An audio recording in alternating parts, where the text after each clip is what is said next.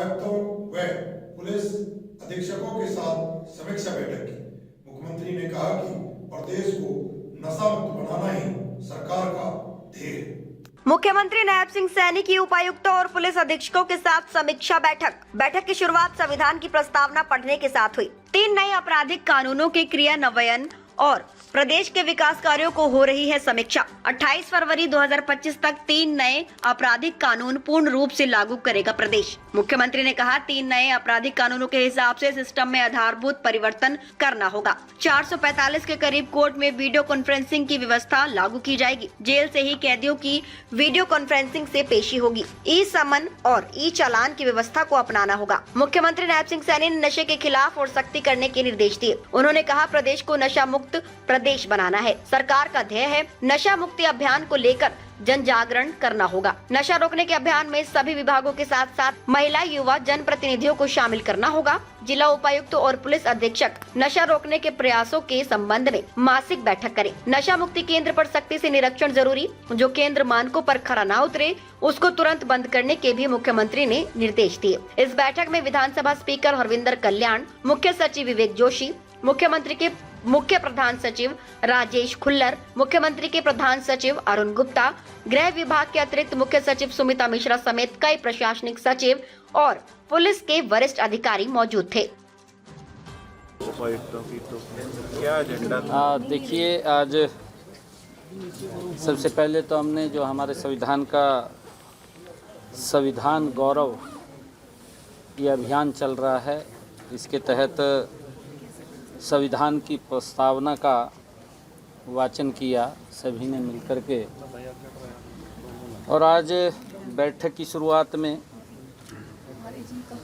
पहले हम सभी ने जो संविधान की वाचना की है और बैठक में सभी उपायुक्त और हमारे एसपी महोदया, पुलिस अधीक्षक, वो आपसी समन्वय बना करके कार्य करें, उसको लेकर के आज ये ज्वाइंट बैठक बुलाई गई थी।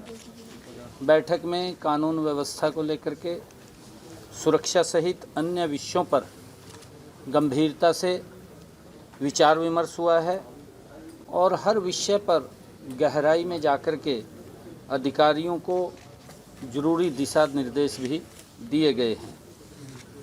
बैठक के दौरान प्रदेश में 3 नए आपराधिक कानूनों को प्रभावी ढंग से लागू करने के लिए कहा गया है।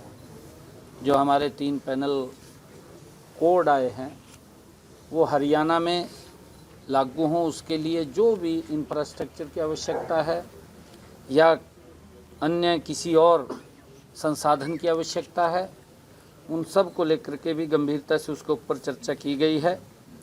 इसके अलावा प्रदेश के सभी न्यायालयों में वीडियो कॉन्फ्रेंसिंग सुविधा उपलब्ध करवाना, पैसा जमा करने की योजना संचालित करता है तो उसके द्वारा खरीदी गई संपत्ति की रजिस्ट्री पर बैन लगाने का भी फैसला हमने आज किया है। साथ ही डीसी और एसपी डंकी रूट की समस्या को भी पूरी तरह मुस्तैदी से उसे रोकने का जोरदार वो प्रयास करेंगे, ये भी हमने कहा है। सभी उपायुक्त और पुलिस अधीक्षकों को गांव में रात्रि ठहराव के निर्देश भी दिए गए हैं। हर महीने रोटेशन में हर गांव के अंदर 1 महीने में 1 दिन हमारा डीसी और हमारा एसपी वो गांव के लोगों से वहां बातचीत भी करेगा, वहां रात को रुकेगा भी और वहां की जो समस्याएं हैं जो तुरंत की करने की हैं तो तुरंत भी होंगी और जो डेवलपमेंट के काम हैं तो उनके बारे में भी उसकी जानकारी वो लेकर के आएंगे। हमने ये भी कहा है कि हरियाणा के हर व्यक्ति को न्याय दिलवाना और उनके कष्ट को दूर करना ये हमारी सरकार की जिम्मेवारी है। विशेषकर साधनहीन और कम साधन वाले परिवारों के हितों की रक्षा करने में किसी भी प्रकार की कोई कोताही बर्दाश्त नहीं होगी। एक गरीब व्यक्ति है, गरीब व्यक्ति की कोई सुनता नहीं।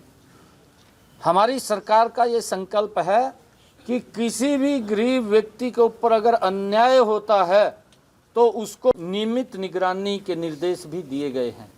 जो हमारे नशा मुक्ति केंद्र हैं, उन नशा मुक्ति केंद्रों में कितने लोग जो डिक्शंस के शिकार हैं वो आए हैं, कितने का इलाज हुआ है, इलाज होने के बाद वो घर पे गया है, उसको फॉलो करना, क्या वो दोबारा तो नशे के अंदर नहीं चला गया, उसको लेकर के भी हमने इसके ऊपर निगरानी के अधिकारियों को सख्त आदेश दिए हैं। हमने मैनुअल जो स्कवेंजर्स के रूप में रोजगार का जो निषेध और उनका पुनर्वास अधिनियम के तहत जिला और उपमंडल स्तर पर सतर्कता हमारी समिति है, उसकी बैठकें आयोजित करने के लिए भी हमने निर्देश दिए हैं, ताकि उन बैठकों को नियमित रूप से करें और उसमें वो चर्चा करें।